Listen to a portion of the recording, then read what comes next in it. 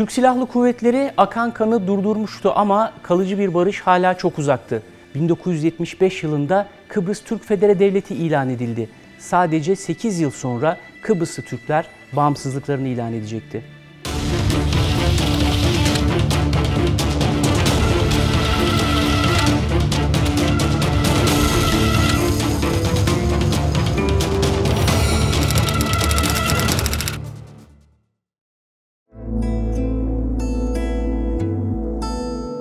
During my early youth, my father took me to a sailing course together with him in a small boat, only 3 meters perhaps.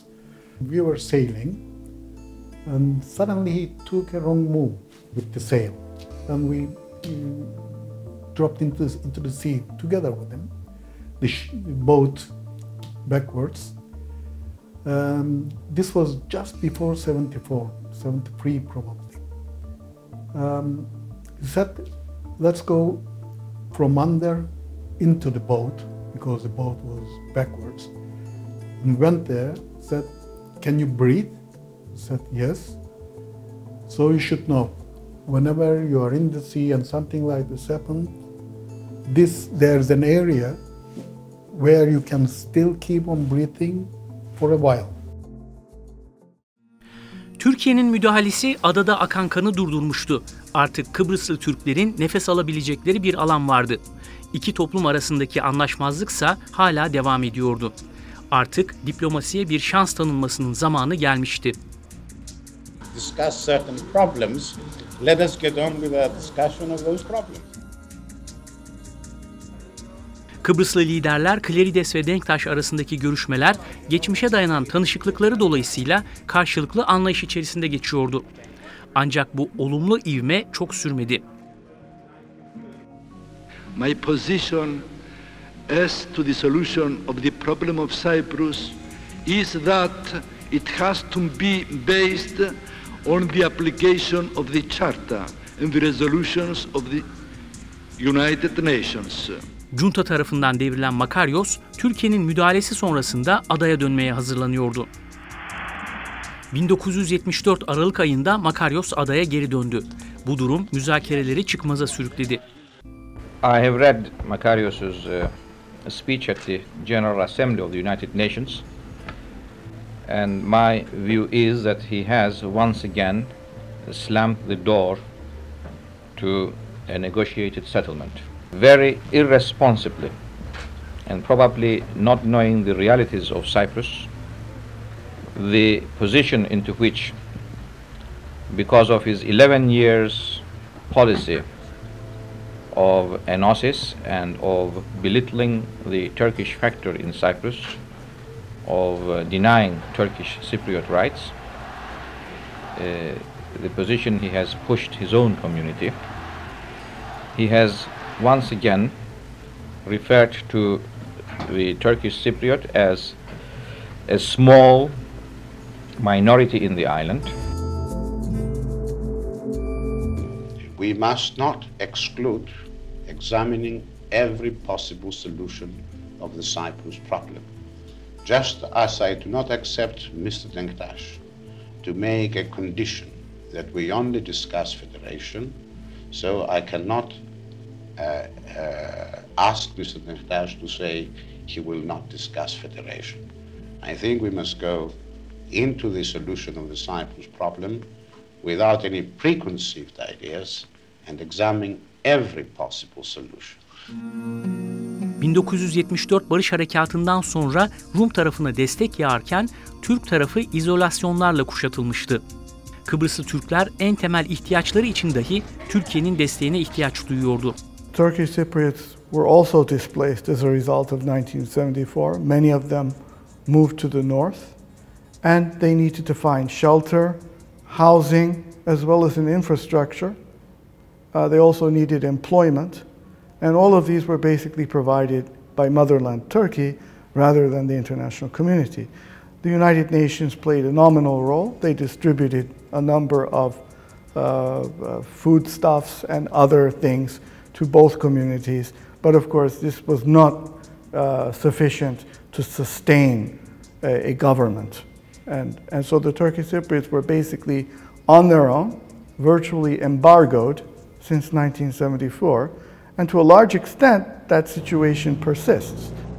Makaryos eski düzene geri dönmek istiyordu. Kıbrıslı Türkler ise federal çözüm konusunda kararlıydı. 13 Şubat 1975'te Kıbrıslı Türkler Rauf Denktaş liderliğinde Kıbrıs Türk Federe Devleti'ni kurdu.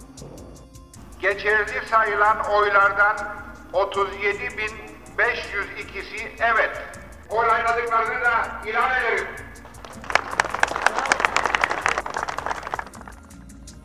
Adada düzenin sağlanması için taraflar Ağustos ayında Viyana'da Birleşmiş Milletler gözetiminde nüfus mübadelesi için anlaştı. Binlerce Kıbrıslı Türk ve Rum yeni bir hayata başlamak için evlerini terk etti. Of course, this was very traumatic, not for me, but for all Cyprus population, both Greek and Turkish population. It was a period of war, of losing beloved persons, of losing their houses, both of them. And the worst for me, it was the new border and the exchange of population. I grew up in North Cyprus, in Nicosia, but in the house of a Greek Cypriot, because we left our house in south and we were settled in a Greek Cypriot house. And I grew up on a bed of another person, with the furniture of another family, with the pictures and everything. And we left all the same things in south.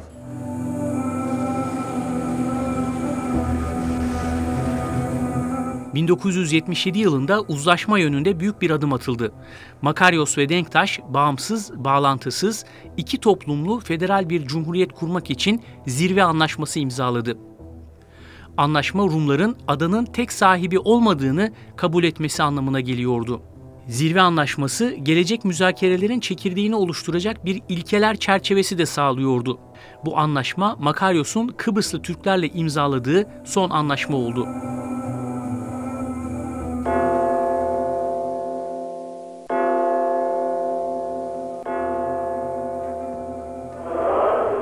From the 20th of July until 1977, it was still Makaryos that was the leader of the Greek Cypriots. He died in 1977. And during that period, Denktaş managed, because of the trauma, if you like, because of the shock that the Greek Cypriots suffered, and the message that they cannot get their objective of union with Greece realized, they managed to understand that they had to agree on certain terms with Turkish Cypriots. That made it possible to reach the Population Exchange Agreement of 1975 and the Bizonality Agreement in 1977, which was realized with Makaryos.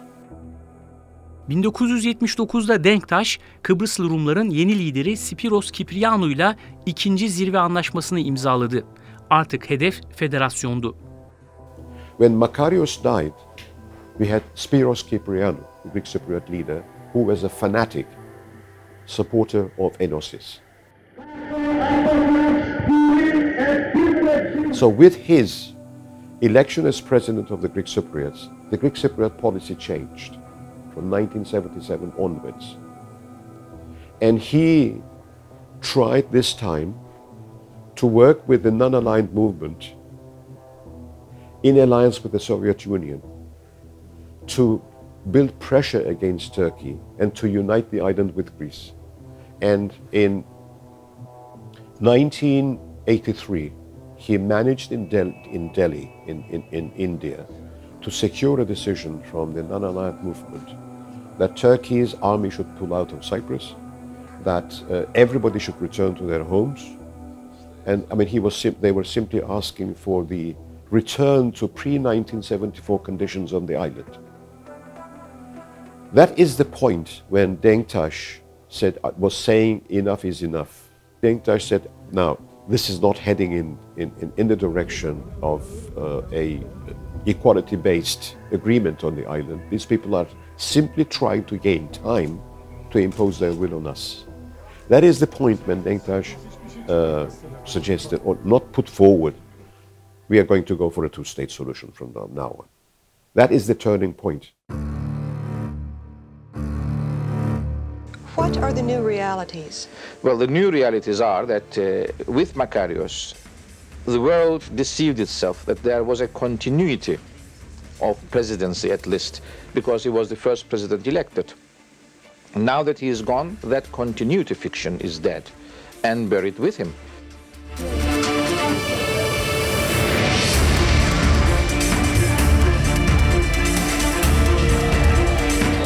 Totally futile to have any meeting or talks on the Cyprus problem with Mr. Denktash, because first of all, he does not represent the vast majority of the Turkish Cypriots. He is himself committed to partition and solution. Barış Harekatı'ndan sonra Birleşmiş Milletler gözetiminde yürütülen müzakereler hep sonuçsuz kaldı. Kıbrıslı Türklerin sabrı tükeniyordu. 1983 yılında cesur bir adım attılar. Kuzey Kıbrıs Türk Cumhuriyeti'nin bağımsız bir devlet olarak kurulduğunu dünya ve tarih önünde ilan ediyoruz.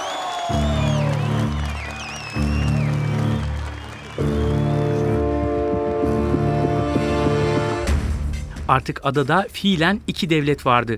Kıbrıs yönetiminin kuzeyde artık hiçbir siyasi, ekonomik veya askeri kontrolü kalmamıştı. I remember when I was at the primary school, in 1983 we were brought in front of the parliament, which is located in Nicosia.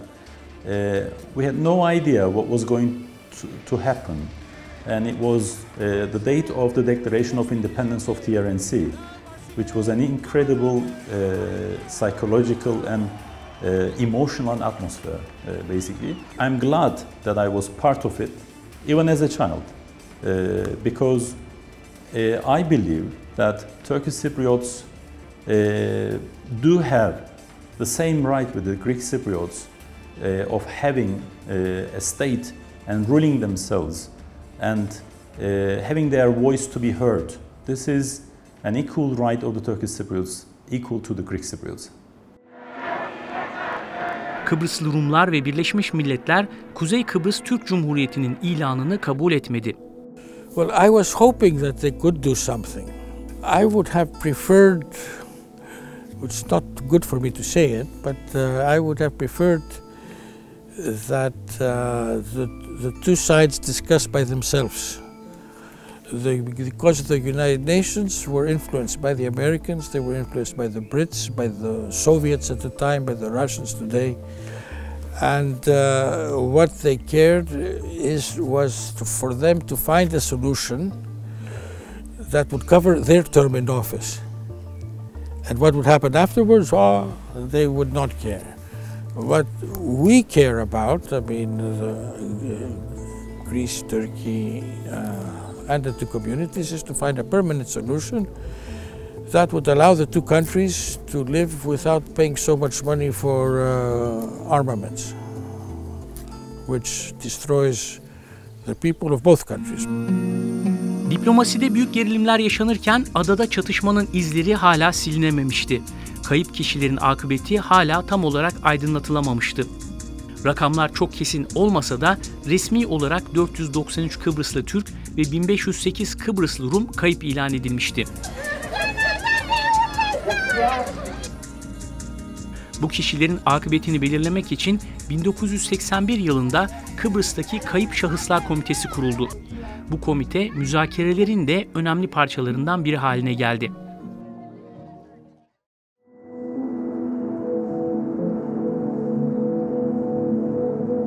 The mission of the committee is to reach the remains of the missing persons and hand them to their loved ones, irrespective of nationality and religion. The committee was set up in 1981, and it took the leaders many years to ascertain the missing persons list. The missing persons list was established in 1997, and the committee assumed the role of a bicommunal institution in the year 2006. So since 2006, The investigation teams, excavation teams, and our experts at the laboratory work together. The investigation has a pool, a common pool, where if we research independently, we put all the information in that pool and we share it and we take it from there. İki taraf kayıplarını bulmak için bir araya gelebiliyordu. Our task is to find the remains. We gather information. We look for remains where the information points. And hopefully we retrieve remains and return them to families for their religious duties. Rather than the uncertainty of what happened to their loved one, if we can give them the remains and they can have a grave near their house where they can visit and they can have their religious rituals, this is a big relief to the families. Our task is totally, exclusively humanitarian. The work that is being done, it's a work with a high rate of success when we compare with other countries, but we need to do more because we have still many families waiting for the remains of their relatives with a lot of pain, and I could speak with these families and I know very well what is the pain that they are suffering, and we need to join will to go further and to go quicker in order to respond to these people. The process starts with the investigators. They first go to a site with the witness and they ascertain the limits of the excavation, and then that is passed on to the excavation team. Before the excavation starts, both sides jointly or separately give the details to the members and we vote, and then once we say yes, we have a list of excavations which to start first, and then they go and start excavations.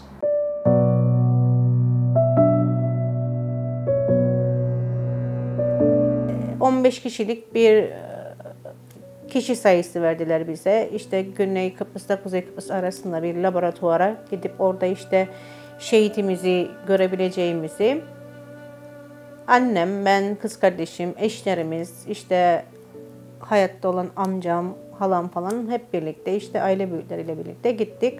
Orada bize işte anlattılar nasıl toplu mezardan çıkarıldığını. Bu arada babamla iki arkadaşı çok şanslı bir şekilde tam vücut olarak çıktılar. Bir kayanın altında kalmışlardı. Orada sordular bize, görmek ister misiniz? Hayatta bir şans verilir. Ya göreceksin ya hiç görmeyeceksin.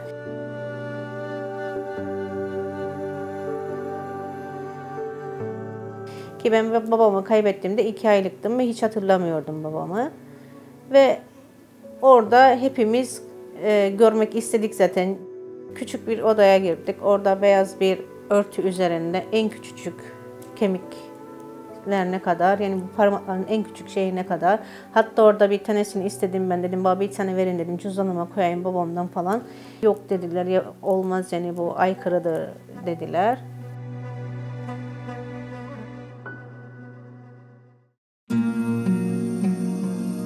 Ancak bu işbirliği farklı alanlara taşınamadı.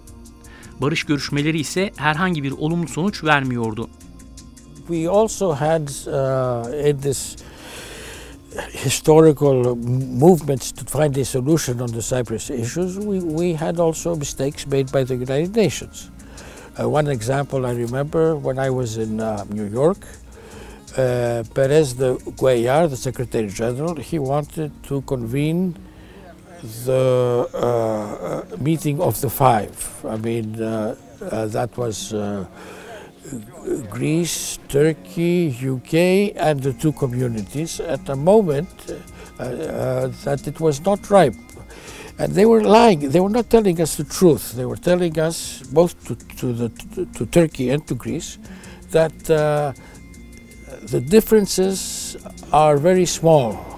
And if we have a meeting of the 5, we might reach conclusions. My point of view was that the Secretary General of the United Nations wanted to show something, that something is moving, something which would be to also to his personal interest and prestige. So what did I do? I decided to contact my Turkish colleague in New York and to discuss the points, to see whether we were close or not. And we met, we had a nice lunch with our notes, and we found out that we were not close at all. And that if we had a meeting of the five, it would be a disaster which might create a crisis afterwards. So we both informed our capitals that Boşver, forget it, don't do anything, and this way we saved the situation from becoming worse.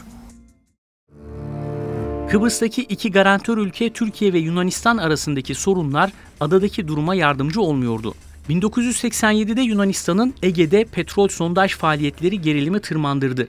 Ankara, bölgeye Türk savaş gemilerinin refakatinde bir araştırma gemisi gönderdi. Ege'de çatışma kapıdaydı.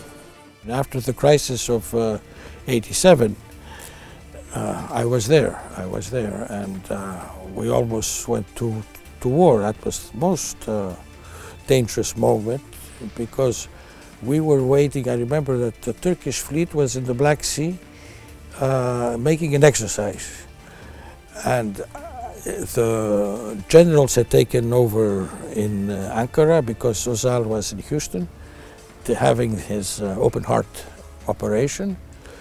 And Athens was asking me to tell them when the fleet would pass from the Bosporus, because my residence was on the Bosporus.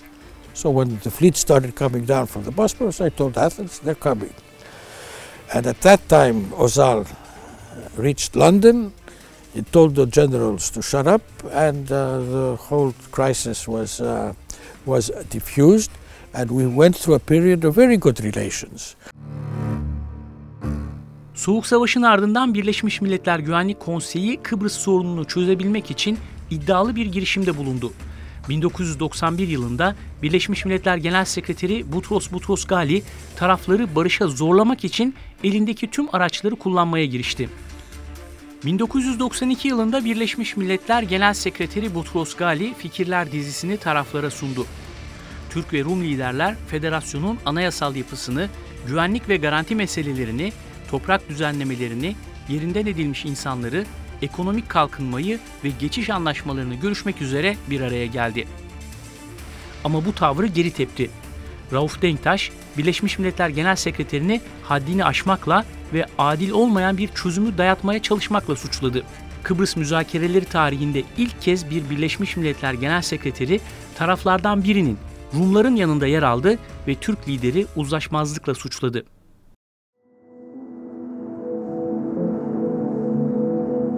Başından beri Kıbrıs'ta bir federasyon olacağına inanmayanlardanım. Çünkü 74 Barış Harekâtı ile iki ayrı bölge olduk. Bu iki ayrı bölgenin artık bir arada yaşamasının mümkün olmadığına başından beri inanan bir kişiyim. Çünkü o günleri de yaşadım. Yani savaş günlerini de yaşadım. Savaşın gerçek yüzünü de gördüm. Rumların galleşliğini de gördüm, vahşiliğini de gördüm. Dolayısıyla iki halkın bir arada olamayacağına başından beri inanan kişiyim ben. Ama gün geldi Cumhurbaşkanı olduk. Müzakerelerde gündem federasyon, Türkiye'nin gündeminde federasyon, Birleşmiş Milletler'in gündeminde federasyon. Federasyon görüşürken de ben hep şuna gayrettim. Bu Rumların uzlaşmazlığı bu masada görülecek. Rumların uzlaşmazlığını eğer dünyaya gösterebilirsek, dünya bize bakış açısını değiştirecek diye bir düşünce içerisinde oldum hep. Gün geldi federasyonu görüştüm. Çünkü gündem oydu. Masada Türkiye'nin de bizim de Rumların da politikası oydu. Birleşmiş Milletler'in de politikası oydu. Kıbrıslı Türkler en temel ihtiyaçları için dahi Türkiye'nin desteğine gereksinim duyuyordu. 1994 yılında Avrupa Birliği, Kuzey Kıbrıs'ın gıda sertifikalarını kabul edilemez ilan ederek yeni bir kısıtlama getirdi. Uluslararası doğrudan uçuşlar da yasaklandı. Ancak Kıbrıslı Türkler için en büyük darbe 1998 yılında geldi. Avrupa Birliği Kıbrıs Rum yönetimine aday ülke statüsü verdi. Rumlar Avrupa Birliği'ne müracaat ettiği zaman 1990 yılında ben başbakandım. Ve Türkiye Cumhuriyeti Dışişleri Bakanı ile istişare ettik ve Ankara'ya davet edildim. Ankara'da ilk defa devlet töreniyle uçak alanında Başbakan tarafından karşılanmıştım. Ve yaptığımız toplantıda Avrupa Birliği'ne itiraz etme kararı aldık ve itiraz ettik. Avrupa Birliği'nden bize gelen cevap, bu bir müracaattır, ileri götürmeyecektir dedi ama tabii biliyorsunuz ileriye götürüldü. Avrupa Birliği'nin bu girişimi birleşik bir Kıbrıs ihtimalini iyice zora soktu. Sovyetler Birliği'nin dağılmasının ve Avrupa'daki siyasi haritanın tamamen değişmesinin Kıbrıs üzerinde de etkileri büyük oldu. Genişleyen Avrupa Birliği'nin Kıbrıs Adası'nın tamamını içine almak istemesi dengeleri değiştirdi. 2000'li yıllara girildiğinde Kıbrıs tarihinin en büyük diplomatik mücadelesine hazırlanıyordu.